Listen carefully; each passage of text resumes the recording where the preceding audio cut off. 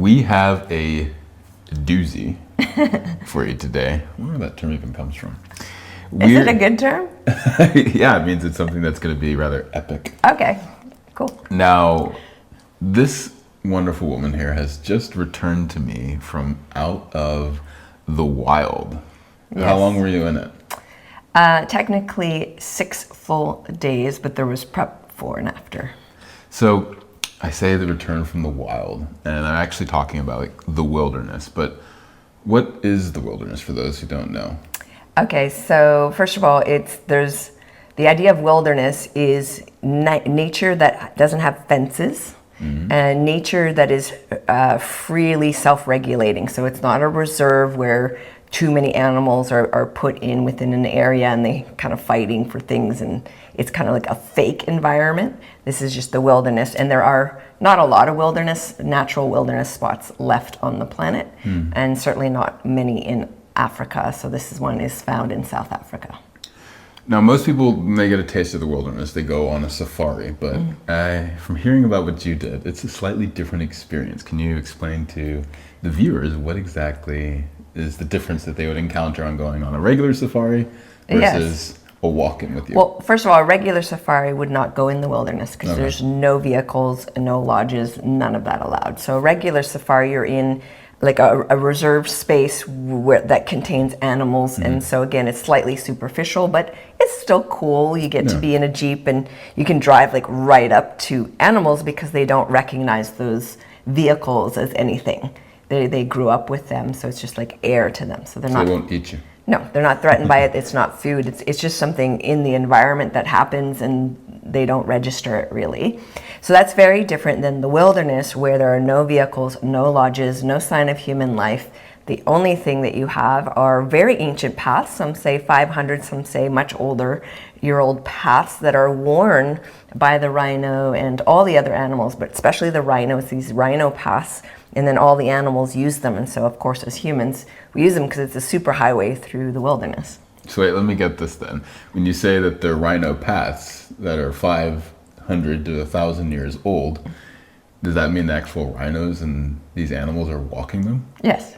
So you are amongst these animals? Yes, we're living and breathing and being amongst the big five, which are what people tend to want to go to Africa for. So we have the lion, the leopard, I think it's the hippo, the rhino, and the buffalo. Or maybe I got that wrong. But anyways, there's a bunch of big fives. These are things that people want to see. But honestly, all the animals out there are incredible. Even a butterfly is incredible out there because you're experiencing it from such a different place. And for a lot of people, and myself included, when I first went, I'm like, this is scary. I mean, you're just walking, and there are actual predators. There's hyenas and all kinds of cats and things that eat things everywhere, and you're walking in their space. But it is the safest I've ever felt in my life. And when I check in with the clients that I bring there, every single one of them said, I didn't once think about whether I was safe or not. I just was. So it's held in a container that's really beautifully held by 2 Zulu guides, and they love the animals. They understand animal behavior. They basically live and breathe the wilderness, and they invite us through their traditional ways, to enter the wilderness space as though we're entering the home of these animals and that we're welcome guests. So how many trips now have you led into there? I don't know. Into the wilderness. Probably at least a dozen. I don't know. That's incredible. So, I mean, what is it then? I mean, obviously you keep going back for a reason, and building up to this time, you've been telling me about how much you just needed to be out in nature. You feel that if you spend too much time in a house or in a building, I mean, this is why we go for morning walks and morning swims and evening walks and evening swims, and we stay in the mountains by the water. Yes. So what is it that a person gets, though, by being out in the wilderness and taking this time? Like, why would a person do this? That's a really deep question. It could be the entire podcast answering that. Oh, there we go. Well, first I want to relate it because our podcast is around relationship, intimacy, and sex. How does the wilderness even connect with that topic? Why are listeners even listening to this? And for me, there's something really important about rewilding ourselves and that reclamation of our bodies, of the erotic, of the instinctual, of the sensual. Being in the wilderness and surviving, you must have your sensuality turned on full blast, and your intuitive and instinctual nature needs to be really thrumming and alive and not shut down. All of those things really do translate relationally, and they do incredibly translate into the bedroom, which I hope we get to talk about, of what it's been like for you to experience me coming back. Hey, don't jump ahead. I know, but I'm just... Who's leading this interview? I'm just saying, I think it could be a lot She's still very feral right now. it could be a lot of fun to explore that. So I'm just kind of laying that out because I would love to head in that direction at some point. But why would I want to Well, why do you think that that's an important, not really necessarily a feat, but it's just, it almost seems like when you speak about it or your ladies speak about this, it was almost as if there was a rite of passage into like being reintroduced to being human again. And so I'm very curious to have you speak about, like, what is this essential rite of passage in a person's life, especially if you've been living in a city your whole life, for instance? Well, I want to or on an iPhone. Frame my answer with how I came into this, because I think that's an important part of the story. I first was introduced to safaris. I didn't even really think about safaris. By a friend and mentor, William Whitecloud. Years ago, he leads safaris as well. Yes. But his are very different. They have an orientation towards his work. Plus, they also have a lot of people, like over 20 people. And then there's jeeps, there's lodges, there's 5-star food. I mean, it's an exceptional experience. However, when I went, I was overwhelmed by too much human interaction, too much talking, too many cameras. And then I felt a bit like Disney, where I was not part of the wilderness. I was just looking at it for my entertainment and going, oh yeah, I saw this and I saw that, and kind of bragging rights. But something was missing in the experience, and I didn't know what was missing, but something was missing. I mean, I did grow up in the bush in Canada, so I have, a lot of that raw living experience. I worked up north in Canada as well as a tree planter, so I had a lot of time in raw nature, and so something was missing. And then right after that, I went, I gotta go back. I loved the experience, but I want it to be different. I don't know how it could be. And I found this woman, Anna Breitenbach, out of the blue. Her documentary popped up, and I watched this and I cried the whole time. And I instantly picked up my computer after watching the whole thing for an hour and walked over to my partner's side of the desk that I was with at that time, and I said, you have to watch this. He said, no, we're really, really busy. We got to work 20 hours. I said, I don't care. You have to watch this. I pressed play. We were both crying. I mean, and I just knew I'm going to do that. And so I didn't know what that was, but how she was with the animals struck something so deep in me. And I think this is how it can relate to this podcast, is there's a level of connection and intimacy that we all crave. There's a level of being touched by something so profound that it awakens us in a way that we feel free, that we feel deeply alive. And that's kind of the sniff I got from her documentary. So I looked her up, and then she had this walk-in safari. I'm like, oh, I'll do that. 50 people on the wait list, completely sold out, absolutely not, even if it was a year later. I said, oh, no, you don't understand, I'm on that trip. And they're like, no, we got 50 people on the wait list, you're like the last one. And I was like, no, I'm on this trip. And I kept emailing them, and finally I found out years later, and I was like, oh yeah, I remember that. 2 people came out, and I said to the organizer, please don't pick the next 2 people. Pick the ones that have like the best energy. And because I'd been emailing daily with so much passion and enthusiasm, they emailed me and they're like, the 2 spots are yours, but we need your money now. Like, no payment plan, like pay ahead a whole year, and it was a lot of money. And I was like, oh, okay. I said I would do it, and I somehow found the money and sent it in and got in. So that first that alone, I think, is an initiation. When the wilderness is calling you, it's almost like you'll make it happen. Like nothing's going to get in the way. And that's what I see with the ladies who are coming. All of them have different backgrounds, and some of them are actually quite challenged in the world in terms of finances. But they'll have like this miracle happen where someone will step in and pay for them, or I don't know, something happens when you're called to do that experience. Well, give me the layout then. What exactly is the experience? So then I'll give you my first experience and then how I modified it. Okay. I think that's I like that. really kind of a cool way Contrast. to do it. So 2 weeks before I go to meet Anna and do this walk-in, it was going to be a 5 days, 4 nights, 5 days. And we arrive and there's like 1 day at a lodge and then we pop in. How many people more or less? There's only 10 allowed on the trail. That means 2 guides. Then there was Anna herself, so 7 other participants. Okay. And that was myself, my partner, and then 5 people I didn't know. So couples were there. There were some couples, some singles, yeah. So we arrive and we had no idea who these people were. So it was like a bit of chaos. And then you have to like the humans because you're going to spend like time, and then your life depends on these people. Which way? Well, there is something called the night watch where everyone takes a turn to stay awake to keep the fire going, and with a flashlight, make sure that you don't see a pair of eyes or many eyes looking, and then wake up your guide. So it's really an essential part of surviving through the night. So everyone's doing that, not just the guides?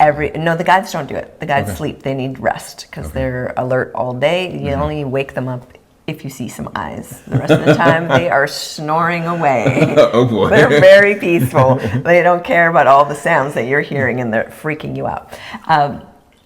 So we go and we learn some animal communication with Anna, and then we're just straight in the bush. Like there's not a lot, and then there was a lot of chaos. I did not like the humans. I wanted to throw them off the ledges. I was like, I can't stand these people. I was loving the experience. We were seeing no animals, nothing. Why do you think that was? I learned later that who you are as a being and what your felt state is read by your environment very, very quickly, and then the environment reflects that back. So if animals are not showing themselves, they don't want to be seen, probably because they don't like your presence or something. They don't want to be seen. And so I did my first attempt of communicating with an animal when I was like, I really want to see an elephant. Okay. Like a wild elephant. And so I kind of sent out this message to the general elephant population saying, if any of you would like to appear, at our camp or something, that would be really cool because I would love it and I'm sure everyone else would. And sounds a bit dangerous. Yeah, but I was just like putting out a little request with no attachment to it.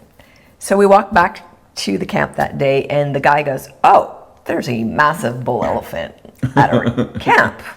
And I was like, yay, inwardly. It was a bit further away. It was far enough that they allowed us to swim. Okay. And then during the swim, I'm like, oh, I got to go do number. That's like, go to the bathroom. We have to dig your own hole. Number is in number 2. Yeah. Okay. Yeah, out there it's called number. So I have to go dig my hole and that's the moment the elephant decides is going to connect with me. I notice animals have a tendency to do that a lot. It seems like it likes when you're going to the toilet. I don't know why. I mean, there's poop literally everywhere. I mean, everything's pooping everywhere. So this huge bull elephant comes, and the animal communicator, Anna, she's watching it. She doesn't know that I'm on the hill at that point, but she's knowing it's looking at something, and it's very intent on what's there, and that what's there was me. And I remember just squatting there going, okay, now's the moment, I suppose. And just having this profound experience with this bull elephant while squatting over my little hole. And it was just so phenomenal. And later I shared with Anna, she goes, he was definitely communicating with you. That was happening for sure. I was like, wow, that's amazing. So that was kind of a mind-blowing thing. What I hadn't read, though, is the small print, was that we weren't going to have tents. There were no lodges, and we were literally sleeping under the stars in the open in an area where all the predators are active at night. So I was like, what did I get myself into? I loved it. I was about to say, you've done it like 12 times now. I loved it. The nighttime is my favorite. There's like a million stars. You see the Milky Way so clearly, and then you have all the crazy night sounds, hyenas, leopards, lions, other things grunting and groaning, frogs. I mean, it's very noisy at night. So what was the contrast then? Because you said at the same time you were wanting to throw people off of the ledges. So I'm wondering what was happening there. It was just dynamics. There was a person who was very much in her victim. There was a person who was like then bullying the victim. Then we had, just a really loud, obnoxious other man. He was very loud, and I just wanted to shove him off the edge. And then there was this couple who had just come from Burning Man, and they'd fooled around, and they were both hurting, and they were trying to process their pain. While I was like, I paid a lot of money to be in Africa, not hear about your Burning Man experience. So I was really upset. I was like, shush. And everyone's like, what's gotten into her panties? Why is she so mean? And I was just like, I don't care about any of you. I want to be here in this experience. And so one of the ways I got away from the group, there's this rock that's very big and flat, but you have to literally sleep like a foot away from everyone. Okay. So you're all stacked. Then there's this little gap. If you leap over the gap, there's down to the river, there's a gap. It goes down. You are on another ledge of rock. Okay. And I decided that's where I wanted to sleep, slightly away from everybody. And so I asked permission to do that. They're like, yeah, that's fine. Well, I find out years later that Anna had just seen a massive snake slithering in that spot. She decided not to tell me because I was really insistent on wanting to sleep there, and she didn't want to scare me. She wasn't trying to get rid of you off the ledge? Yeah, I guess so. But my experience was a lot of peace. A lot of the humans know. But so what I decided to do is I went to Anna after the whole trip, and I have to say the re-emergence part was dramatic. We were in the wilderness, and suddenly we were left at the airport. It was so intense. I went into shock. Tell me a little bit about that, because most people, I think it's the idea of going into the wilderness that is scary, excruciating, and I really need to adjust. What do you mean then about re-emerging? So they have this thing called Code Red, re-emergence disorder or re-emergence depression. Okay. And most guides experience it, and some people experience it. And essentially what happens is we lived in nature far longer than we lived civilized.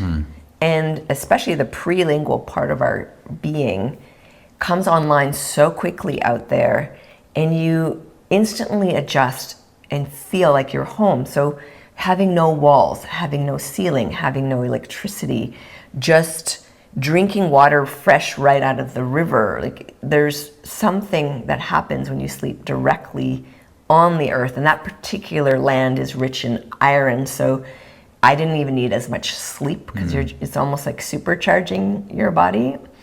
And so you get used to this thing, and in just a few days, it suddenly, even though you're uncomfortable, it's tough rocks, and you sleep on little mats, there's something extraordinarily amazing about it. And you don't realize it till you go back, and then you're surrounded by chemical smells and noise and all these unnatural things, and your whole body just starts to react. Some people just cry, some people get angry. I would cry a lot. I would stick my head in bushes just trying to figure out how to deal with the feelings that were moving through my system in that re-emergence phase. So I thought that wasn't done very well, to take me from the deep wilderness straight into an airport. Not well. So I approached Anna and started doing my own. I was like, I'm going to do this myself. I'm going to curate it really differently. So what I did is I said, I'm only going to bring women so we don't have these weird male-female dynamics. I'm going to meet with those women 3 months before. I'm going to interview every one of them so I know they're a good match for the group. Okay. We're going to get to know each other. So by the time we arrive, we're not in a who the hell are you phase. We're excited to go on this adventure together. Then I'm going to do a detox from Western civilization. We're going to go live in a village of the local people for a period of 3 days in their little huts, eating their food, still hiking, still moving, still with comforts, meaning there's a outhouse toilet, and you still have you're sleeping indoors all together in a hut on mattresses on the floor. So there's still comforts in a way, but it's still very different than your Western life. So there's a lot of adjustment. It's beautiful because the heart starts really opening. The African culture, it's such a heart-opening space to be in. How they relate to life and the world and each other is really powerful. And I started doing that and doing the animal communication as light exercises prior, just to kind of get people. Animal communication is, for me, it's a human skill. We all have it. It's a way of trusting felt information. So maybe you just get a sense of something, you trust that. Maybe you smell something, you trust that, or you have a visual of something, you trust that. So for example, in this last trip, one of the ladies, she's a doctor from Holland, had this sudden flash of a beautiful giraffe eye on the drive when we first started entering the wilderness area. Well, what's the first animal we see? A giraffe. Yeah. Not only did the giraffe want to be seen, it stood there for a long time just looking. And it was like, I am here and I am the one that you saw in your flash. So it was really remarkable for her and for the rest of us. And what's amazing is as we were leaving the reserve, a baby giraffe blocked the road and was kind of doing this. And we're like, they're looking for you, to her. And so she started crying. It was so beautiful. And then the baby just stood there looking into the van like, I know you're in there. I know you're in there. And it was such like a powerful moment. Well, you've spoken about, there's so many things to speak about here, but I want to talk about this experience, not just from you get to see all these animals and amazing creatures and the land and everything external, but I want to hear also too about the internal shift that happens, be it emotional, be it the awakening of all the different senses. What is that? Can you tell me a little bit about that? What's it like? Well, I have to then rewind all the way back to my first trip with Anna, because there's this moment I remember distinctly. When you're on trail, you're one body, by the way. So 10 humans, one body, meaning you're not walking further than hands, like a touch. And this is for length. safety reasons. This is for safety. And we just look like one big animal walking through the landscape. So there's not an easy singular target, right? So we're operating as a unit. So it's the reason why it's for safety is because any predator would recognize you as some big, large, odd-shaped, moving. It's not sure animal. What it is, and it's not going to go it's not pursue worth the it. risk, yeah. But one human on its own, it might get curious about, because it's small and monkey-like, and they do hunt baboons and things. Yeah. So, yeah.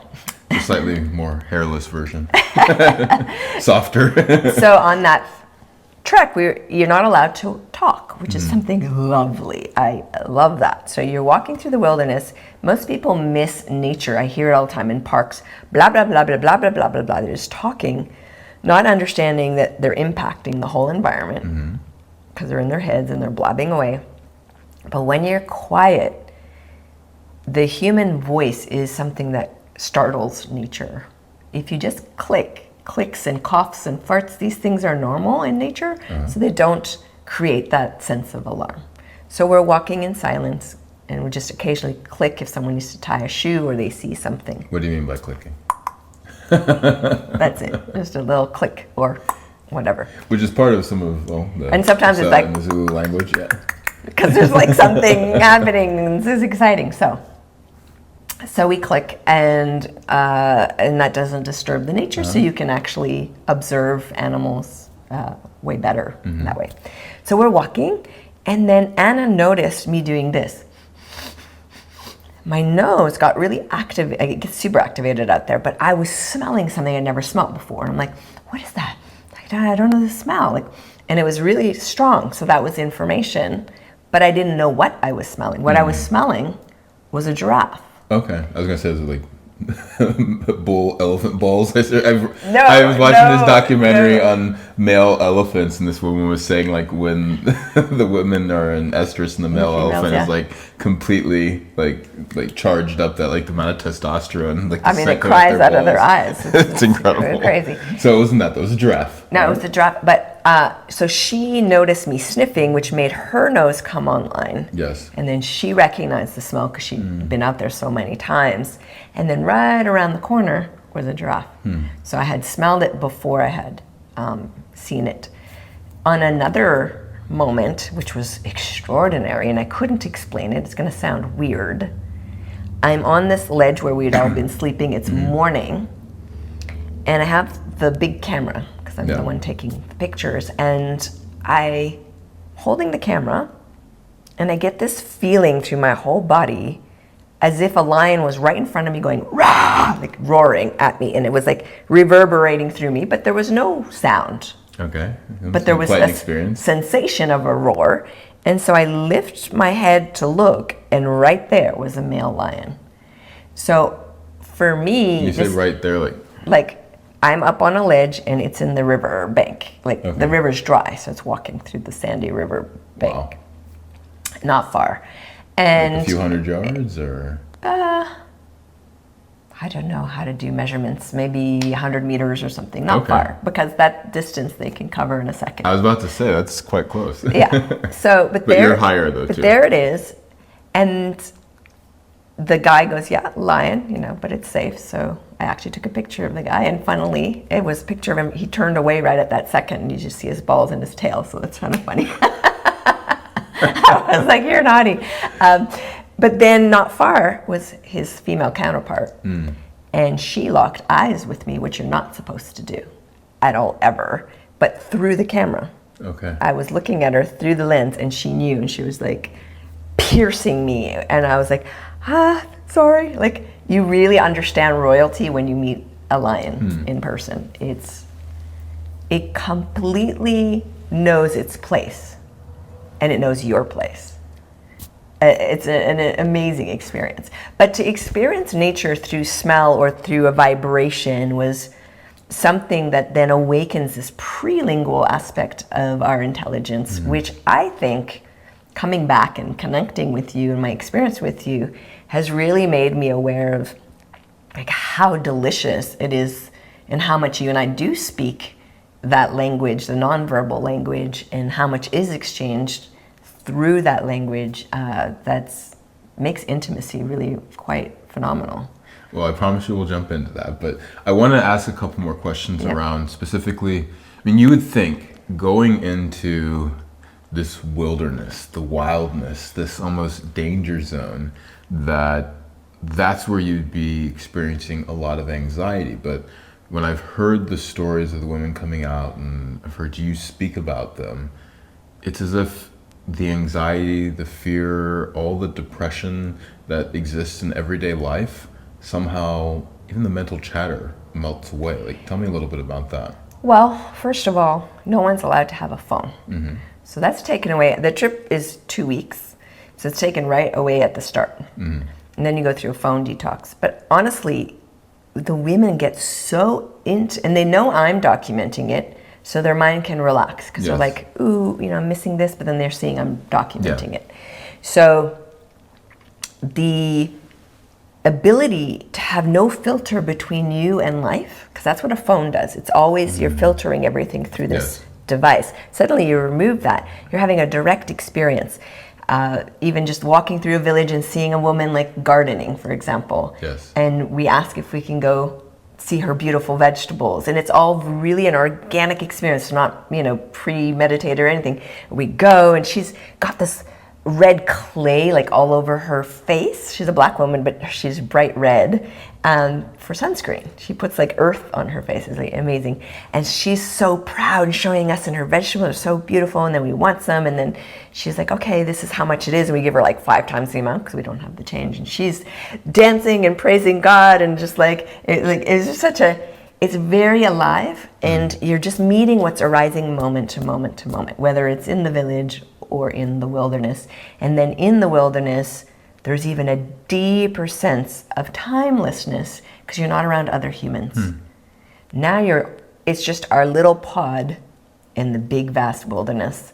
And the timing of things is, I'm tired, I nap. I need to go to the bathroom, I deal with that. I'm thirsty, I drink. I'm hungry, I eat. That's it. It's really simple, very spacious. It's not German at all. There's no like hard schedule. It's so fluid. You have no idea when you're going to do what. And so you're paying attention to things in a really different way. And little things have a lot of meaning. A feather on the ground, or a thorny bush, or whatever you're seeing, symbolically means a lot to the women. So they do journal, and there's so much that arises when you remove time and you remove everything that confines the spirit to really be free. And to me, this has been the fastest spiritual growth I've ever done, is to actually just go and be in the wild for a few days, and I'll start to experience oneness consciousness with everything, to the point where animals will come, like little tiny birds that are usually afraid, will just come and land and look at me and like interact in a really special and beautiful way. So it's incredible. I think that removal of time, removal of constructs, the real person comes forward. So I've taken people with severe PTSD, and that's completely gone when they're out there. People who've just lost family members. There's almost always one on the trip that's lost someone meaningful, and they have like a really extraordinary healing around that loss and that grief. Just insights on things. And sometimes nothing happens immediately. It's when they go home that they realize how much they've changed. And then they're making very different choices of what's meaningful, what's important to them. It's beautiful. I suggested this interview when you're emerging because I just knew I would want to capture this and also appease my own curiosities. And I asked her, I said, well, what are some of the things that I wouldn't know of that you'd want me to ask you about? And you just mentioned one of them, so I'm curious. You said, Erin asked me about the significance of thorns. Yeah. So you just mentioned it, so I'm kind of curious to hear you. Okay. I am curious to hear you speak a little more about what is the significance of thorns? Well, I remember part of our transition that we do is we come out of the wilderness, we'll actually not leave the reserve. We actually stay in a lodge, so you still hear all the wilderness sounds, you still see the river that we've been sleeping by, but now you're in a building, but it's rustic. This is after? This is after, okay. So that there's a bit of decompression. And then we go back and we all stay in the same little 8-room hotel that is very beautiful and lots of love and connection. So this helps with the reemergence? Yeah. So, but at that hotel, I remember looking around desperately, going, something's wrong, I don't know what's wrong. And then I realized everything that's prickly and thorny has been removed. We landscape to put the nice, fluffy, soft, pretty things, and we remove the prickly, thorny things. And yet when you're in the bush, you're being scratched and poked and ripped open by thorns of every kind. They're everywhere and huge. Some of them are like, they're like weapons. They're huge. And what I realized, especially with the women, one of the things that's needs to come back is healthy boundaries. Thorns, if you look at them closely, they protect the succulent, they protect the green. So without that protection, that green can't thrive and survive. And so when you remove thorns, then you get, all the insects eating everything and the animals eating everything. So there's no protection for the soft things in life. So we become hard. We become the thorn. So for me, reintegrating thorns, which is like clear boundaries, like that is so powerful. And I don't need to talk about, I barely talk on this trip. I just drop maybe a little question here and there. And everyone's like, thank you for asking those questions. They brought all these epiphanies and ahas and these things, but there's a lot of silent time. But the thorns is something that tends to come back around to everybody. Even the ones most afraid of thorns at the end are collecting them to bring one back to remind them of the importance of things that are thorny. And that's because when you can have a clear and solid boundary, go, this is my edge, I'm standing for it, there's no way you're going to get through. If you try and come through, it's going to hurt. Yeah. Then the rest of the soft parts, the succulent parts, are free to really come forward and thrive and bloom. So that's one of the things I love about thorns. Even though they tear me up. Everyone loves their like battle wounds at the end. Like we're all cut up and we're looking, and no one complains. Everyone's like proud to have them because they know what it means. It was their relationship around reclamation of boundaries. There's a beautiful allegorical book that C.S. Lewis wrote. I can't remember the name of it for the life of me, but it was basically a person who has passed away, I believe, and so they're in limbo. Okay. Before then, and they're getting all on this kind of bus that takes them up into heaven. Okay. And when they go there to kind of like check it out, everything is cutting them, like the grass, everything is, because it's this ultimate objective absolute truth, and that true reality, if you don't align with it, it doesn't compromise. And so it literally was like cutting their every step and was actually quite painful. Whereas though back in the sort of limbo, everyone could have their complete subjective reality, but it would actually create distance between them, because the more that their subjective reality became true, it was less connected to other people's subjective reality. So those who had been there the longest were actually the farthest away on most of the outskirts, and it was as if their homes, their clothing, everything was just immaterial. Even the rain would just go through the roof and everything else, compared to this objective truth of heaven. And it just seems to me that when you speak of the reality of being out in the wilderness, that yes, it's absolutely unforgiving, but at the same time, you're dealing with a sense of truth. Yes, and you can orient to that. And it's so powerful. And then you get your own sense, your own compass really comes online. That's why I say every time I reemerge, I'm a little more feral than the last, and I never go backwards. So I don't know where I'll end up at some point. But I remember once coming out, and I was really allergic to fakeness between people. And I was in a community at that time that did a lot of that. Okay. And in what way do you mean, like fakeness? Being nice in order to get somewhere. Like, I'll be nice to you because I don't know what you can do for me yet. I'm gonna find out. Do you have money for me? Do you have prestige? Do you have a contact that'll make me famous? Whatever. Okay. So there's this weird attitude where it's not heart to heart. It's really looking for something. So I was with my partner at that time, and he's like, please, can you please try and be nice? Like, it's really annoying to go to these events and like have you snarl at people. Because I was literally like going, if someone would come too close that I didn't like. And he was like, it's extremely unpleasant. And I'm like, too bad. I said, too bad. Too bad. There's something, if something's off, it's going to be off, and my system says it's off, and I'm not making excuses. I'm done taming and domesticating this really vital part of myself.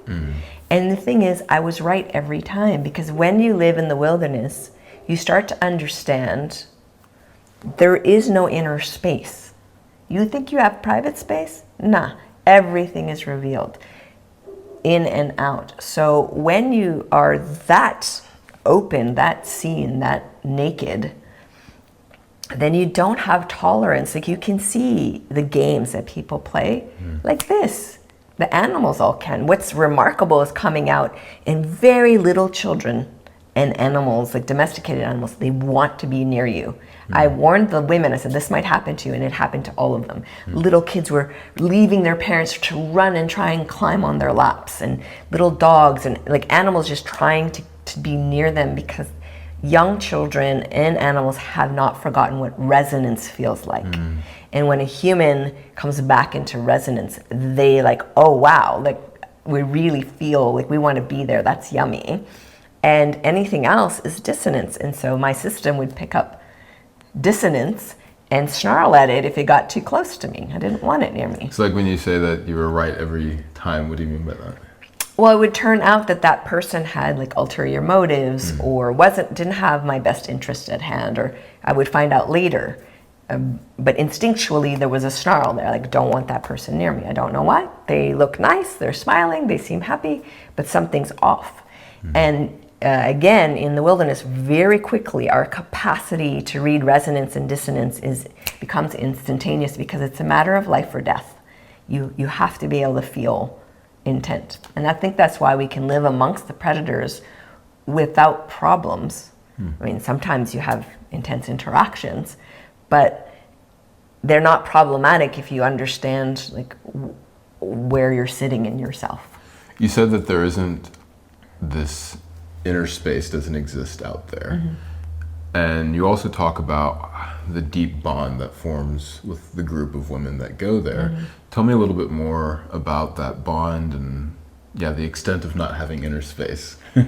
Well, we think we can hide. This is the thing I explained to everyone before they go in those 3 first calls.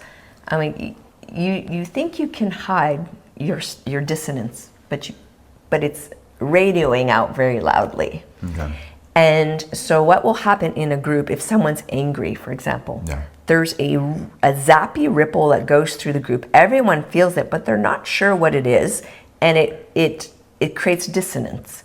That dissonance is also then reacted to by the environment. So any animals that are nearby, and if there's anger or fear, it can actually trigger animals to react in not great ways. So we need to be, as much as we can, in a state of curiosity and ease and peace. What do you mean by not great ways? Well, it might incite like territorial behavior. So you might have a buffalo charging at you, or you might have a lion that's like growling and saying, "Come any closer and you're dead," kind of thing. Like there's less harmony and more like boundary keeping. Or if it's an antelope, they'll just all run away. They don't want to be near you because they sense dissonance. Whereas when you're in resonance, it's incredible what can happen and how close you can be. Like we had an experience, I think we were only 2 meters above a herd of elephants that were calmly eating and not being upset with our presence. Because we were, I think, in our 2.5 days of silence already at that point. So everyone was very quiet. And we could just be, and no one's impatient, because what else are you going to do? There's elephants. You're just going to sit and you're going to enjoy watching them eat. That's your whole reality becomes that moment for that moment until it's not. And so that kind of communion, you can feel that the animals know you're there and they want you there. If they didn't want you there, they would either disappear or they'd make you disappear. Depending where they are on the food chain relative to you. Okay, well. So I didn't really explain the bond between go ahead. Go. the ladies. I think that just naturally happens when you are faced with intensity and when each person starts to become very responsible for their felt state. So this is one thing I kept inviting. I'm like, if you're afraid, just say, "I'm afraid." If you're angry, just say, "I'm angry." Don't point the finger, don't attack, just own that it's yours, and so that we all can calm down and know, okay, that's the source of the dissonance. And so that started to happen very early on. And I think when we have that level of emotional integrity with each other, then this kind of like we can all just drop into trust and into joy. And then, I mean, the one thing that bonded us the most, which is kind of strange, is looking for ticks, because it's a naked body search. The ticks aren't shy. The ticks are not shy. They will go into every crevice, I tell you. It's their favorite places. Anything moist and dark, they like it. So armpits and use your imagination, butt cracks and everything. So tick check is a normal thing that we do. Somehow we always end up with a doctor in the group. I don't know why. It just seems to be that way. So they always get tasked with the most intimate. Yeah, exactly. But just alone, like running your fingers on another person's body that you don't really, know a little bit, but you don't know that well. Their naked body, and you're looking and making sure that they're safe from ticks and removing them if you find them. There's a profound intimacy, because it's like monkeys a bit that are grooming each other, right? And it's not erotic in that sense, but it is very sensual, because you have to use your sense of touch and your eyes, and you're looking, and obviously there's all shapes and sizes and ages and things, everyone's scars and tattoos, everything's revealed. And yet there's this act of just innocence, just being there innocently and doing the task, and then we're doing it all in silence because there's no speaking. So then we're like, hands up, like you're all good, you're clean to go. And then if we find one, showing them and then killing it, that kind of thing. And I had to remark, it's really interesting that the ticks incite such profound connection and intimacy. But I think in normal life, you would never strip down naked and just let someone look at every, part of you and inspect to make sure that everything's good. Well, also, when you tell me about the bathroom habits, also incite a lot of intimacy. Tell me a little bit because, about that. first of all, number, so going number 2, you need to dig a hole. Yeah. And you can never go alone because you're a bit vulnerable. So this is when the animals like to come up to you. So you always have to go with a partner, and they can't be that far. So then there you are, squatting over your little hole, and the person might be like 10, 15 feet away doing the same, or just standing there. In my group, they were standing like 5 feet away. I'm like, hey, it's a little close. Like, I don't need you that close. I'm good. Like, sure. But I couldn't say anything because it was silent. So it'd be like, move away.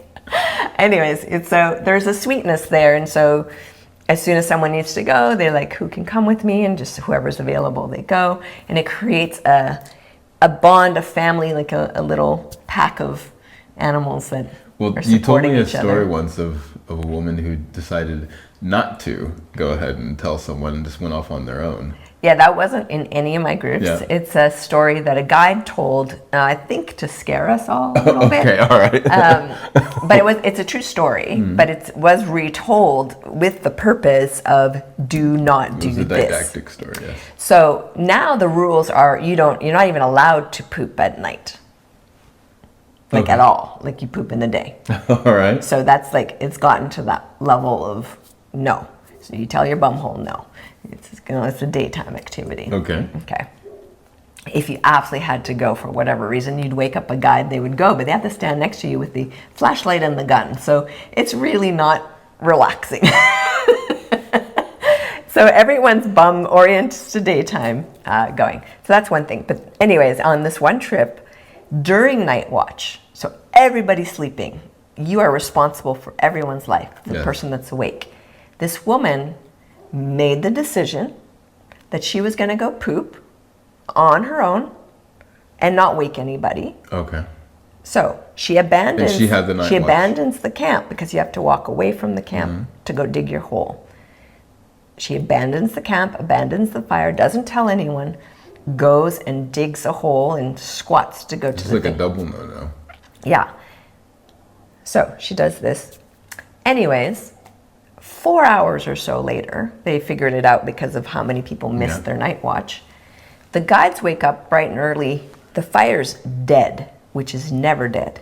It's dead. So they're like, something's immediately wrong. Yes. The fire is dead because everyone knows you have to keep the fire burning. 2, there's someone missing. And 3, a lot of people haven't been woken up. So she's been missing for a long time. Wow. Not good. He gets his gun. He's like, okay, everyone stay here with the second guide. I'm going to go as the lead guide. Finds her squatting over a little hole with an entire pride of lions around her, just waiting for her to make a move because they don't attack if you don't move. So they're watching, and she's squatting and been that way for 4 hours with her pants around her ankles. Wow. Frozen in terror, which was a good reaction because if she'd moved, it would have been finished. So, which is not good because then they have to kill the lions that taste the human, because that cannot be. Because then they'll start part of their looking for that. So yeah, he had to get rid of the lions in the way that he understood how to do it respectfully. So the lions left. Then he had to literally like uncrick her legs because they were frozen in this squat position, and then help her pull her pants up because I mean they literally caught her with her pants down. And so very, very bad, not good. She didn't do that again, I guess. No, and so the story is told so that no one else ever does it for again. that reason. But I wanted to share a new story that came in, and it's not about where I go. It's about another part of South Africa where there's a lot of game drives. And at that part, there's a border to other countries where people sneak in. Yes. And one of the ways that they sneak in and not get eaten by predators is they figured out we need to make noise. The noise will keep away the animals. Yes. Well, but lions are very smart. They now figured out that the things that make noise are tasty. easy food.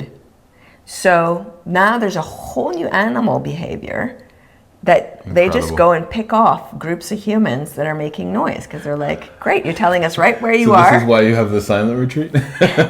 No, but it just shows how quickly nature will adapt. Everything out there will take advantage of any situation. So what we're trying to do with this wilderness experience is heal the rift between human and the wild. Yes. 2, it's a conservation effort. The more we're out there, the less there's poaching. The poachers, like, they see the fires, they see the flashlights, they can't act as well. So the more we do that, the better. And then 3, it's ecotourism, because beforehand we go to the villages and all the money we bring like really supports the villages, and the villages are like, you people really want to be here? This is amazing. You want to just pay us to eat our food that we eat every day and talk to us and learn about our culture? We're like, yes. So it's a really win-win-win for everybody. Well, there's an amazing guide that you've spoken about, and I've spoken to maybe twice, a little bit on the phone. Very much looking forward to meeting him. Shout out to you, Big C. And you speak about the significance of this trip, this journey that he takes these women on, as he also wants to actually reintroduce the wild to his own people. Can you tell me a little bit about that? And also, part of the experience where we're even going into the wilderness, you all spent some days. We went into Zululand. Into Zululand. Yeah, so we went to KwaZulu-Natal. Okay. We actually did both sides. So it's a big province that's split, and we ended up being able to visit KwaZulu and then Natal, the 2 sides, and learn about the Zulu culture and the incredible people, really, like what they stand for and their traditions. And I mean, I even like their mating, rituals when a young couple is like, are we interested in each other or not? And like all the rituals around that, and it's pretty cool. So, but one thing that's happened with the Zulu no longer living with the predators and amongst like having the wilderness, access to the wilderness, and also the cattle is a big deal to the Zulu, so they don't like the predators because it eats their cattle. So there's always like this dynamic, but because they're a bit estranged from it, then they're terrified of it. So one of the things he's attempting to do is to bring the people back to have direct relation, because the land where the wilderness is actually belongs to the Zulu people. They were pushed out of it. And so one of our guides was actually a Zulu prince, and he's like, this land belongs to my family. The land that you just slept on and walked through belongs to my family. But he didn't say it in like a way where he was a victim or angry.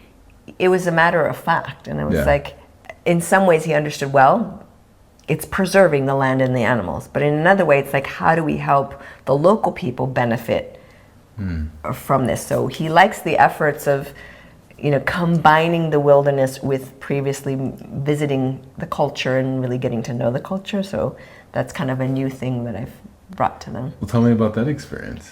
Which one? The visiting the Zululand beforehand. You mentioned that there was the medicine woman, the matriarch, and also the dance. Yeah, well, I had made those requests because I think they're really interesting cultural things to connect with.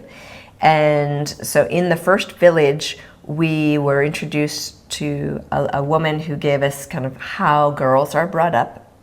And then we walked to another household and we were shown or taught how boys are brought up.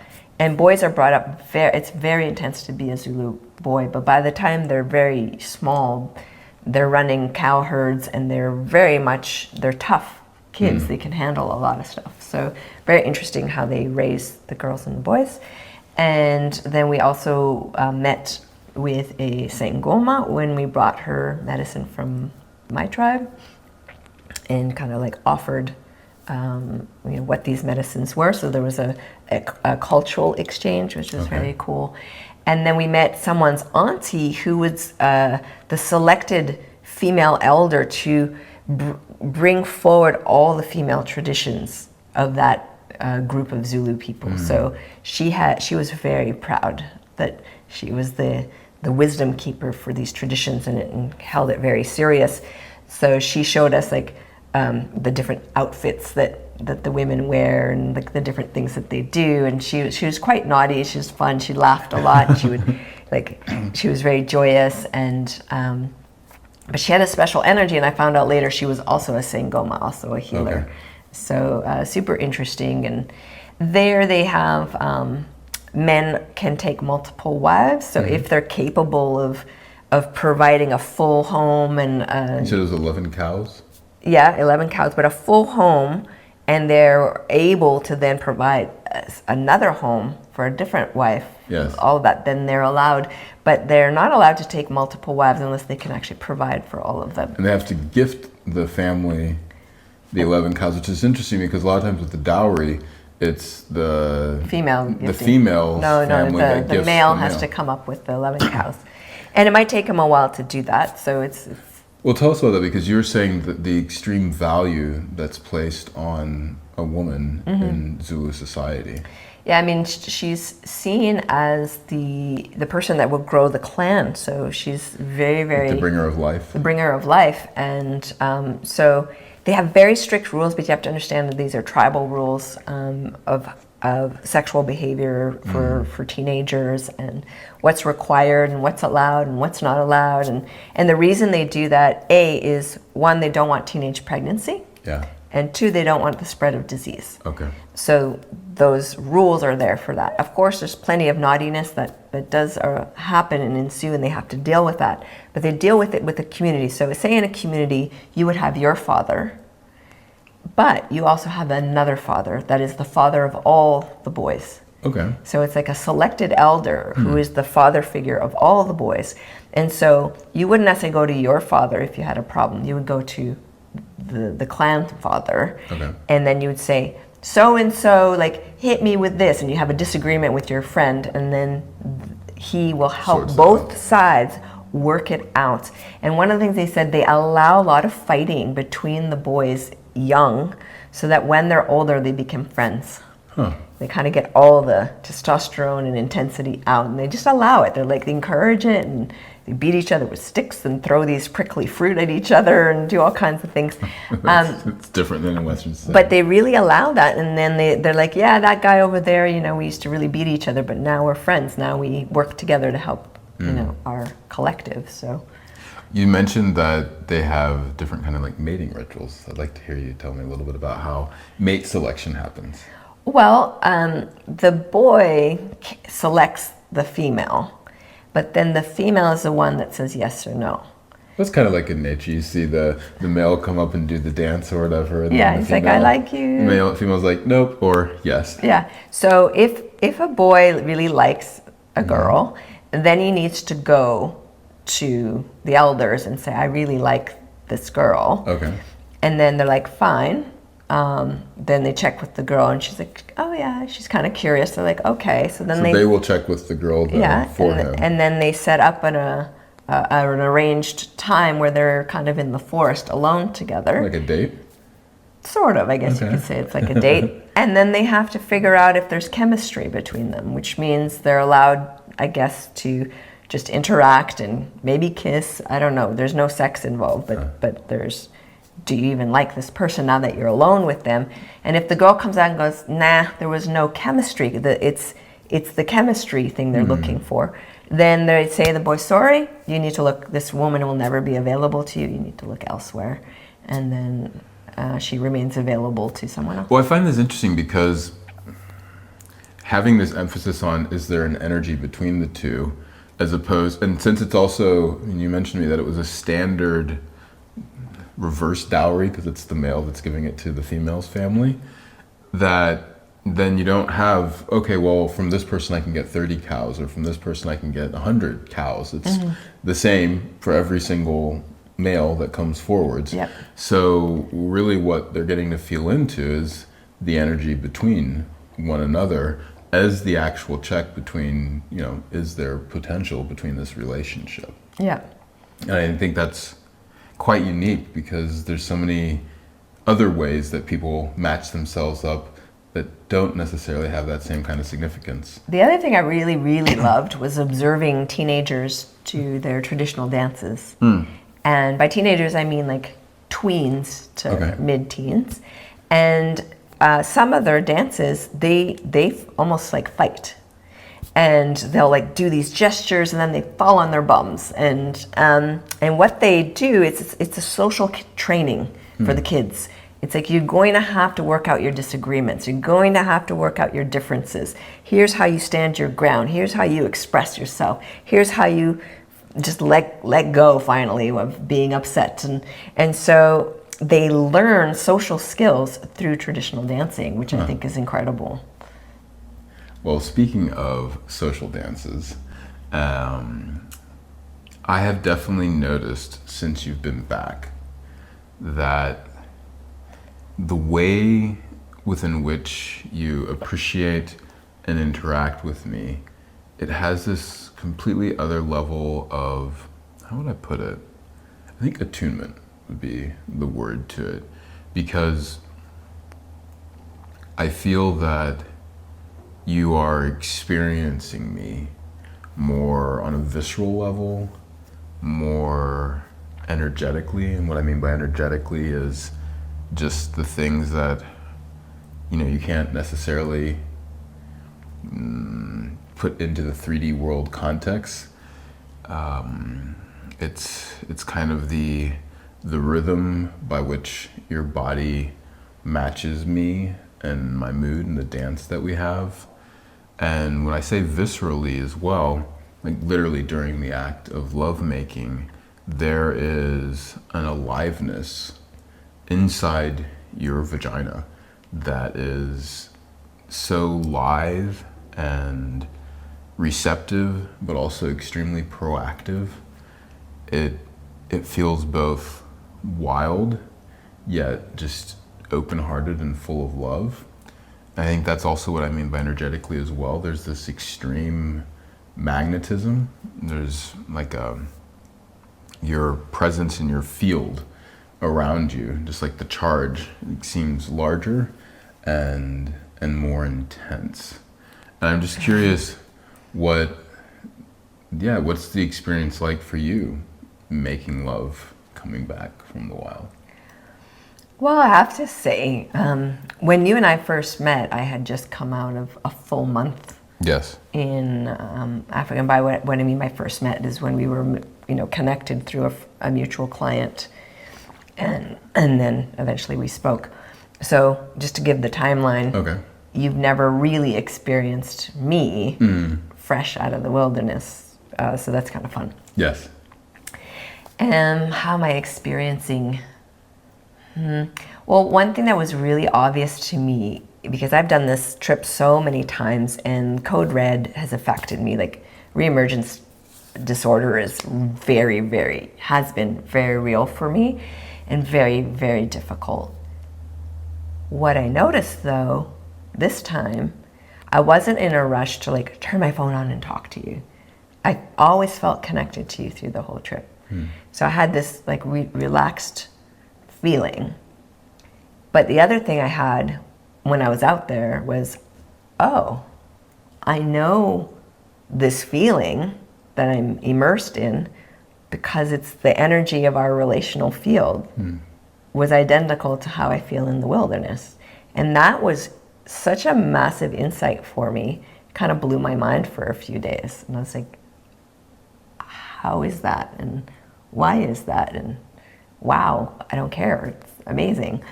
So that actually helped my coming back out. I came back out with joy. I didn't cry, I didn't feel upset. Yes, I had some difficulties, but that's to be expected, but not in the same way as before. And when I look back, all my previous trips before, what I was coming back home to had a lot of dissonance. So I think there was such an extreme difference between being in the wilderness and what was at home. Whereas now coming home, it's in resonance with what I was experiencing. So there's an easier integration in that way. So that's one thing I really noticed. And then the other part that happened while I was out there, because we've been through some challenging times recently, and there's all my old wounding around betrayals and trust issues. But when I was out there, I just felt 1,000,000,000% at ease, just deep peace. My heart was relaxed. I felt joy. I felt like awe that you're in my life. Like there's a lot of love and appreciation. But the nervous system, I was in parasympathetic almost the whole time, which was extraordinary, to the point where I felt like I was in an altered state sometimes. You know, like what's happening? Why? Whoa, the reality is really shifting. So I think that was the gift that you bring into my life, that you have a very resonant presence, and you're very honest and transparent, and you've been, you know, whatever, going into your own journey and aligning yourself to yourself. And the more aligned you are with yourself, the more I feel in alignment with you. And so coming back, my experience of our lovemaking is just, it's like I've never made love before. Whatever happened in the past, I was like, that was one thing, but this is a whole, I don't even have words. The visceral, physical sensations are extraordinary, but also the liberation and the joy in my heart and the innocence in my heart is really sweet. And then the appetite is quite ferocious, but relaxed. It's hard to explain. Anyways, it's very yummy. And I just feel really excited for you to experience the wilderness at some point as well. I noticed that you got a little emotional there when you said the joy in your heart. What does that mean to you? When I'm in the wilderness, I get a sense of I'm at home, I'm complete. I don't need or want for anything. When I come back and I start to interface with the stresses of life and these different things, there can be an erosion of my natural joy because I'm trying to hold whatever the stressors are at bay, or work with them, or like, you know, adjust to them. And in this particular coming back, you don't represent stress and difficulty to me. You represent adventure and fun, but also ease and, yeah, a sense of both being in the wilderness but at home. So That's beautiful. I want to finish up with one last question, because you have a professional training. So I'd like you to tell me a little bit about that professional training, and how does this, because this isn't a required part of it, but how does this then fit in with that? What was remarkable about this last trip is everyone on the trip, they were all my students. So how it fits in with that, and you don't have to, you know, do either. Like, Well, first start, what is your professional training? So it's the embodied psychosexual method. I train practitioners of all levels of life to bring in the conversation of psychosexuality, but also the embodied practices of psychosexuality. So really creating a holistic, at-ease human that is comfortable in their body and feels at home there and enjoys the sensations and the things that are arising, and feels, yeah, that this is where they want to be, and it's something they get to explore and enjoy. So that's what they're doing for their clients? Yeah, that's what they're doing for themselves, and they're also doing for their clients, because I don't think you can help people in this arena if you're not also in your own body. Which is why you call it Become the Method. Yeah. And so there's not a lot of conversation about sexuality in the wilderness, and yet it's all there. Yes. And I think there's a return to a sense of naturalness, is a return to its rightful place, so that sexuality is just, it's part of every breath, it's part of every step, and yet it's not the act of sex. I mean, it's not been extracted and made into this commodity or pornified or whatever you want to call it. It's just there, and some women were, you know, out there menstruating. Some women are now in their menopause and their cycle came back just for the trip. So it was sort of an interesting experience. And when you're there and you're in nature, everything is about sex. I mean, you like survival, whether it's a plant or an animal. And we were, coming into spring, so you can see either things wanting to mate or they've already mated and they've given birth. And so there's brand new little babies everywhere. And that's the nature of things. That's how life keeps going. And so as a human being that can have conscious choice around conception and then move beyond conception into also the cultivation of pleasure and different states of being, then I feel like the wilderness can support perhaps any part that doesn't feel yet totally natural or integrated to drop in and just go, oh, I'm a human animal and here's the ways that I respond to things, and just feel at ease with that. So specifically then, what do you think a professional who's wanting to understand the impact of sex, sexuality, relationships, intimacy, particular to their field, because this is something I think that's really important and incredible that you do, is you help doctors understand this impact, psychologists understand this, government officials, world leaders, and business owners, because sex is everywhere, but it's never really taught. And you talk to actually like a doctor or a psychologist when it comes to the aspects of sex and sexuality and pleasure. Yes, it's just not included in their curriculum, and so you bring that in your training to them. And then, so what does a professional gain then by going into the wilderness? Probably the primary gift that everyone gets, I don't care who they are, is that you realize you belong to life. Huh. And when you have that realization, not as a concept, as a visceral, deep knowing, it becomes unshakable. And when you hold that, one of the main thing across almost everything is belonging issues. It's behind so many weird behaviors and everything. So when you already embody, like, I belong to life, and you bring that into a business meeting or a medical situation or a psychological therapeutic situation or whatever the situation is, there is an at-easeness that happens in the space around you, with the people. You're creating resonance more and more without speaking. And that's one thing. You can track people so much more into truth, into areas of maybe they're not even willing to look, and you just see it. And you can bring them there with a lot of ease and comfort. So I would say that's one of the bigger gifts. That's incredible. I really want to go. Now, if somebody is wanting to go on this trip, what sort of things should they be prepared for? I mean, or how could they prepare themselves for it? Is it just a particular age range that you can have to go there? No, or? I've taken as young as 20, and some have been in their mid-70s. We've had people with really bad arthritis, all kinds of different physical ability. So you're having to actually carry your own food. You carry your own food, yeah. You carry your own pack.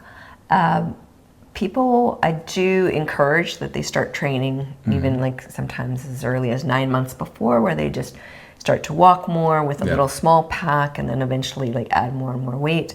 No one really complained about that. That's incredible. Even though we all help each other. We even had someone with rotator cuff injuries. She never took her own pack on or off. We really work as a family. Wow. Yeah. And I will, and others take extra weight if needed, if a person needs that.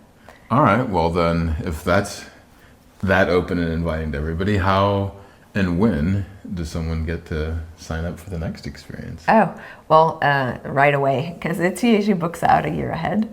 So I will be booking in the next one now. Okay. And what's cool is I'm going to do something I've never done before next year. So I'm going to do the same 2 weeks where we go to the villages and kind of detox from society, and then we get ready, and then we go into 6 days, 5 nights, not 4 nights, 5 days. That extra days makes a huge difference. those who've already been on the trip will be invited then to do a 10-day in the wilderness experience. Not necessarily that trip, but any of the trips from beforehand. Correct. So from that pool of people who've been with me for the last 12 years. 12 years, 13 years, 6 of those will be selected to come. To do a 10-day. And what is it that's wanted you to do this 10-day? Well, because when you're out there and you've been out there before, you get curious, like, what will actually happen if I stayed an extra few days? Because on day 6, I'm not ready to leave. Yeah, you said that the women were literally like crying about you don't why, like, they want don't want to their go. cell phones back. They don't Yeah, want you don't want to go. So, some even stayed in, like the majority I think actually stayed in South Africa. Yeah, extra days, which I encourage. So we, I'm just curious. I've never done it. My guides have done it. And the way that we hike right now is we only stay in what's called the Black iMfolozi River area. And they're like, you got to see the White iMfolozi River area. Okay. It's a much bigger landscape. I think that with that much time, we're going to have so much more ability to drop in even deeper. I think I might intersperse some days of silence within that full period, so it's not all silent. Yep. But there's also some integration moments where we speak again and then we go back into silence. So I think that's going to be I'm really excited to lead that. And I'm curious how to do it. I really am. But the guides are absolutely certain it's going to be extraordinary. And Incredible. So if it's your first time, then the 2 weeks with all the prep and everything is really a life-changing experience already. And if you've done this before and you want to go deeper, then there'll be, for the first time ever, a longer experience. And do people reach out to you by email, or is there a website, or how do people find out about this? I think we're just going to have to put links with this episode because I'm not sure what the web address is anymore. It's going to be in the wilderness. Yeah, usually it's a redirection of Wild Women in the Wilderness. Okay. .com, but the 10-day one, I don't know where I'm going to host that information. So, Okay. no. Well, I just have to say that this has been quite an experience for me. A little bit different episode. Enjoying you out of the wild, enjoying you going into the wild, and I just then really also appreciate how you showed up as a partner through this. Because you were like the whole time, just go, have an amazing time. I've got this. I got the team. Like, don't worry about anything. And it was so different than my experiences before, where my partnership was very needy and like almost angry or upset that I was departing. So that also created a lot of ease and joy in my system. And then coming back and the level of joy and excitement you expressed at my return, I was like, wow, like I don't think anyone's ever expressed like that to me before. 2 days before you were returning, I felt like that kid, like, when's Christmas coming? Like, how many more hours do we got here? And I've also really been looking forward to doing this interview with you and just getting to dig in and ask all the different questions. Yes. So it really has been a pleasure. So thank you so I know, much. it's amazing. And there's just so many more stories that we can't go into them now. Like I've had like real live lion encounters, and in seeing those creatures that close and having those encounters was like meeting God for me. There was an element of that in the experience. So there's a lot more to share, but I guess that will be shared in the community that is built around going to South Africa. Well, so if you're interested in more of that and real life animal encounters, both with those in the wild, but also the one inside yourself, definitely check out what this woman is offering, because you will definitely not return the same. There'll be more of you. So thank you for showing up. To join us for the complete and explicit version of this podcast, just simply upgrade your membership and you'll get instant access.